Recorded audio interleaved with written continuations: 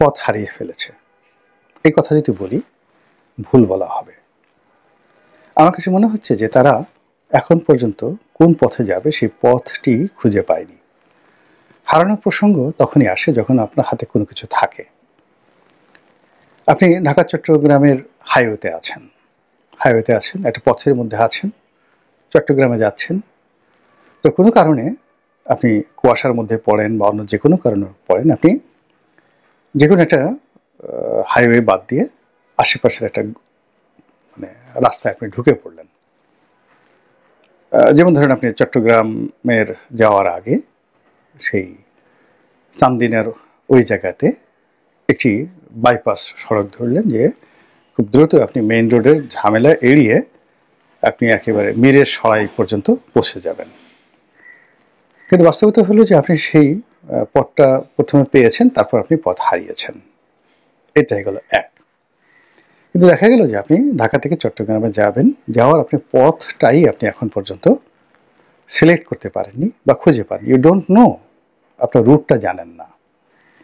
এবং এটি যদি আপনি বিমানে থাকেন, বিমানের রুটটা আরও কঠিন। যদি সাগরে যান, সাগরের রুটটা আরও কঠিন। সেখানে যদি আপনার টেকনিক্যাল নোহাও না থাকে, নেভিগেশন সিস্টেম সম্পর্কে আপনার ধারণা না থাকে, আপনি সাগরে কোনো অবস্থাতেই যেতে পারবেন না।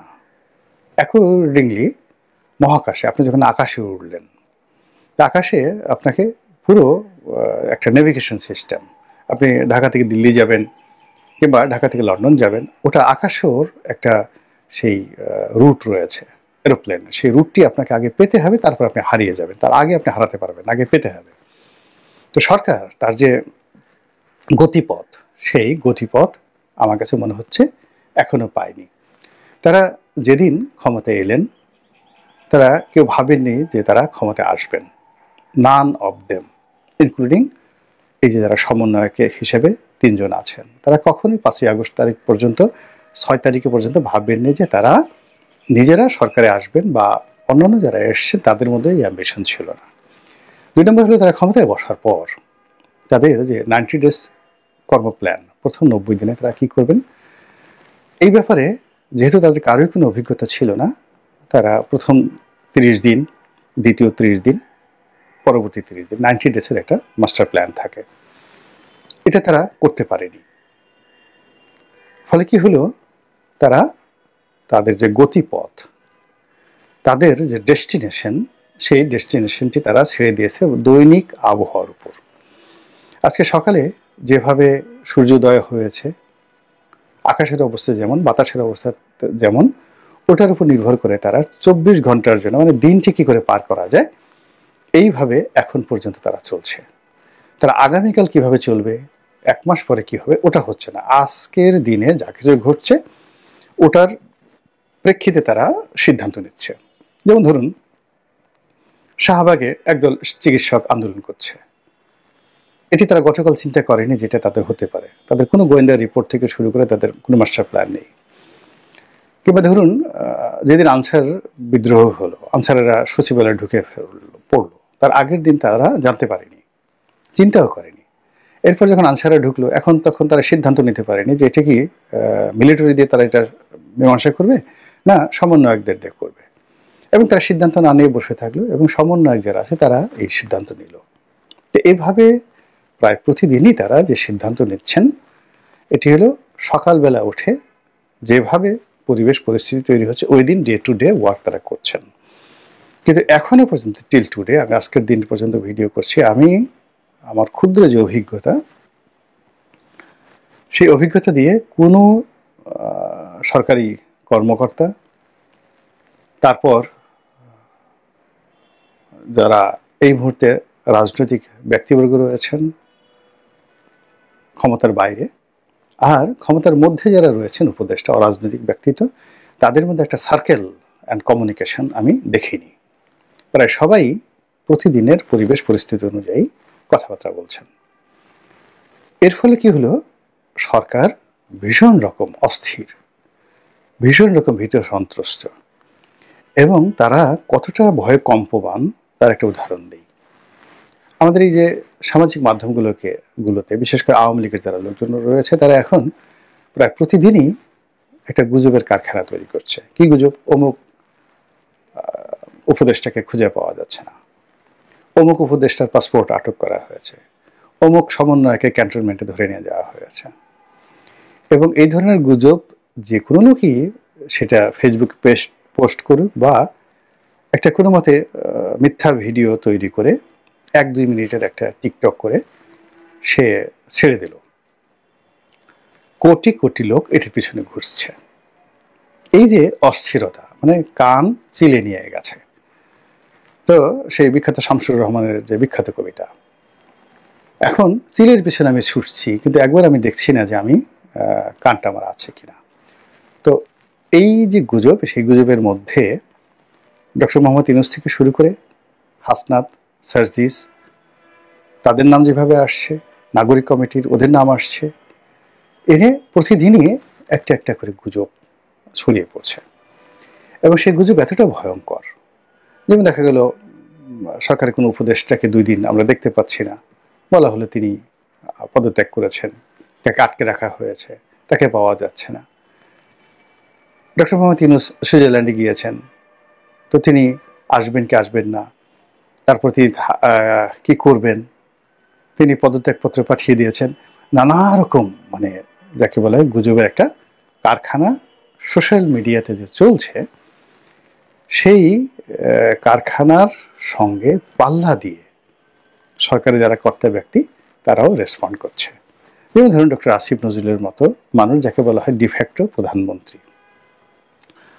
এখন সরকারের মধ্যে ডক্টর মোহাম্মদ ইউনূস, তিনি ঐক্যের প্রতীক, সম্মানিত ব্যক্তি, বয়োবৃদ্ধ মুরব্বী মানুষ। তিনি মূলত নিজে উদ্যোগী হয়ে কোনো কিছু করছেন না, কিন্তু সরকারের তারপরে যদি কেউ ডিফ্যাক্টো হিসেবে কাজ করে, সবচেয়ে অ্যাক্টিভ এবং সবচেয়ে ইফেক্টিভ, অ্যাক্টিভ অ্যান্ড ইফেক্টিভ, তিনি ডক্টর আসিফ নজরুল। তো তার মতো মানুষ যখন ফেসবুকে স্ট্যাটাস দিয়ে বলে যে গুজবের একটা কারখানা চলছে, আমরা সবাই ভালো আছি, আমাদের মধ্যে কোনো বিভেদ নেই, বা যেভাবে গুজব চলছে আমাদের মধ্যে তেমন কিছুই ঘটেনি, হোয়াট ডাজ ইট মিন? এটা বলতে কি বোঝায়? এটা বলতে যেটা বোঝায় সেটা হলো সরকার ভ্রান্ত, পথভ্রান্ত, দিকভ্রান্ত, তারপর অস্থির, অবিশ্বাসী, আস্থাহীনতায় রীতিমতো ঘুরপাক খাচ্ছে। একইভাবে ধরুন যারা সরকারের একেবারে তরুণ, ধরুন তথ্য উপদেষ্টা যিনি আছেন, বা আরেকজন যে উপদেষ্টা আছেন, 3 জন উপদেষ্টা আছেন তরুণদের মধ্যে। এখন যেখানে ডক্টর মোহাম্মদ ইউনূসের কথা লাইমলাইটে আসবে একটা ডিসিশন হিসাবে, কিন্তু সেটা না করে ডক্টর মোহাম্মদ ইউনূস বলছেন না, রেজওয়ানা বলছেন না, কিংবা ডক্টর আসিফ নজরুল বলছেন না, কিন্তু মাহফুজ যখন একটা কথা বলছেন, একটা স্ট্যাটাস দিচ্ছে, নাহিদ একটা স্ট্যাটাস দিচ্ছেন, আবার তাও কি সরাসরি বিএনপির মির্জা ফখরুল সাহেবের বিরুদ্ধে, বিএনপির বিরুদ্ধে। এবং ওটা নিয়ে আমরা যখন সবাই আলোচনা করছি, নাহিদ এটা কেন বললেন, বা নাহিদ এটা বলেছেন, মাহফুজ এটা বলেছেন, আল্লাহ এখন কি হবে, মির্জা ফখরুলকে এক পক্ষ বলছেন। আপনারা জানেন মির্জা ফখরুল কত বড় মানুষ, নাহিদেরকে এটা বলা ঠিক হয়েছে, সে কি বুঝতে পারে করছে, কোন পর্যায়ে কাজ করেছে। আবার আর এক পক্ষ বলার চেষ্টা করেছেন যে মির্জা ফখরুল মানে কোন পর্যায়ে নেমেছেন, যে নাহিদের বক্তব্যে তাকে কাঁপতে হচ্ছে, থরথর করে কাঁপতে হচ্ছে, এবং তাকে এখন ডক্টর ইউনূস তো অনেক বিরাট ব্যাপার, আসিফ নজরুল অনেক বিরাট ব্যাপার, বিএনপির মহাসচিবের মতো মানুষ, সমন্বয়কদের মধ্যে একেবারে যিনি তার সন্তান নয়, নাতির বয়সী, তাদের পর্যায়ে তাকে নামিয়ে আনা হয়েছে। এ সবই কিন্তু যাকে বলে ঢেউয়ের মতো, অর্থাৎ সমাজে যখন একটা ওয়েভ তৈরি হয়, ঝড়ো হাওয়া বয়, সুনামি হয়, তখন বড় বড় একটা ঢেউ আসে। ওই ঢেউকে দেখে আপনি কখনো পানির উচ্চতা আন্দাজ করতে পারবেন না। আবার ওই ঢেউটা যখন চলে যায়, চলে যাওয়ার পর যখন পানিটা একটা শূন্যের মধ্যে চলে যায়, ভাটার টান, সমুদ্রের তীরে দেখবেন যে 12 ফিট যে ঢেউটা এলো, তা আপনি দাঁড়িয়ে আছেন কোমর পানিতে, কোমর পানিতে, তো 12 ফিট ঢেউটি এসে আপনাকে একেবারে নিয়ে গেল এমন একটা জায়গাতে যেখানে আসলে মানে আপনার পায়ের নিচে কোনো পানিই নেই। আপনি হঠাৎ করে ঢেউটা চলে গেল, চলে যাওয়ার পরে দেখা গেল যে আপনি দাঁড়িয়ে আছেন বালুকা বেলায়। আবার আপনার যদি শরীর দুর্বল হয় তাহলে সেই যে ঢেউ আপনাকে টেনে এমন একটা জায়গাতে নিয়ে গেল, 0.5 কিলোমিটার দূরে নিয়ে গেল, যেখানে আপনি থই থই পানিতে ডুবছেন। হয়তো সাঁতার জানেন, হয়তো জানেন না, কিন্তু আপনি ওখান থেকে আর ফিরে আসতে পারছেন না, রেস্কিউ টিম দিয়ে আপনাকে সেখান থেকে আনতে হবে। তো যার জন্য ঢেউ, সেটা সামাজিক ঢেউ হোক, অর্থনৈতিক ঢেউ হোক, কিংবা রাজনৈতিক ঢেউ হোক, এটা খুবই ভয়ঙ্কর। সমুদ্রের তীরের যে ঢেউ, বড় বড় ঢেউ, সাঁতার না জানা মানুষের জন্য যেমনি ভয়ঙ্কর, আবার আপনি খুব সাঁতার জানেন কিন্তু ভাটার টান, সুনামি শুরু হয়েছে, ঝড় বৃষ্টি শুরু হয়েছে, 10 নম্বর বিপদ সংকেত। ওই সময়ের যে ঢেউ, ওগুলো শুধু আপনার জন্য নয়, টাইটানিক জাহাজের জন্য কিন্তু ভয়ঙ্কর।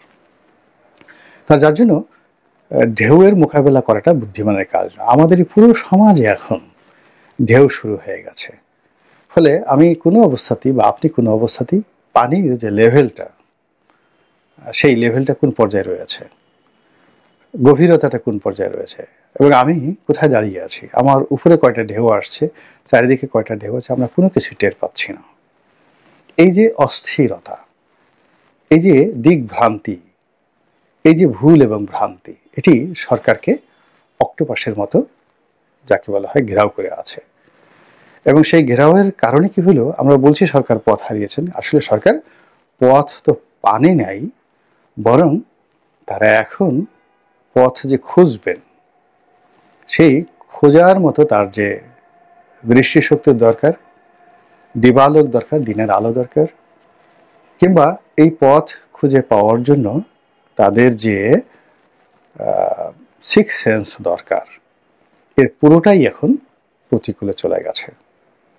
আর এই কারণে আমরা সবাই, পুরো জাতি, এমন একটা জাহাজে বা নৌকাতে বসে আছি যেখানে মাঝির হাতে দাঁড় নেই, মাল্লার হাতে দাঁড় নেই, মাঝির হাতে পিছনের যেটিকে বলা হয় হাল, যিনি মাঝি তিনি হাল ধরেন, মাঝির হাতে হাল নেই। আর নৌকাটি যে কোথায় আছে, গভীর সমুদ্রে, মহিষপানে, নাকি তীরে, তাও আমরা জানি না। আমরা আল্লাহর ওয়াস্তে জীবনের যে নৌকা, এটা ভাসিয়ে দিয়েছি। সময় বলতে পারবে যে কোন তীরে গিয়ে আমরা পৌঁছাই। আল্লাহ আমাদের সবাইকে হেদায়েত দান করুন।